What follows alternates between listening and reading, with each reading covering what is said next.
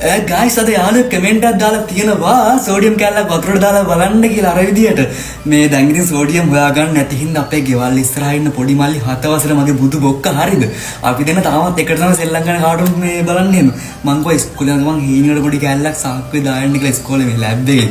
මේ එහෙම තමයි මේක කරේ මං දන්නේ දැන් මේ වීඩියෝ එක වයිරල් වුණාට පස්සේ මොනවා වේද කියලා පොරට මේ කොහොම හරි දැන් ඌ වෙච්ච වහන්සේ ඉන්න හරි මේ මුලින්ම වීඩියෝ එක ලයික් එකක් දාලා ඉන්න හරිද වීඩියෝ එක ලයිව් කරන්න යන්නේ කිසිම එඩිට් එකක් නැහැ මුකුත් නැහැ බලමු මොකද්ද වෙන්නේ කියලා මං දාලත් නැහැ මොකද මං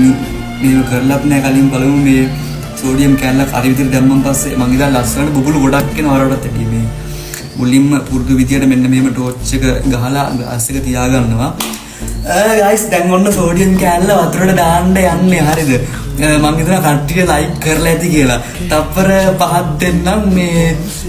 ඔයා මුලින්ම මොකක් හරි කමෙන්ට් එකක් දාලා ඉන්න මේ මොකද්ද වෙන්නේ කියලා.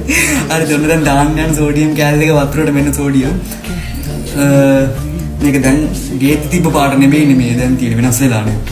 කොහමද ඔන්න දැන් දාන්න යන්නේ බලමු මොකක් වේද කියලා. ඔන්න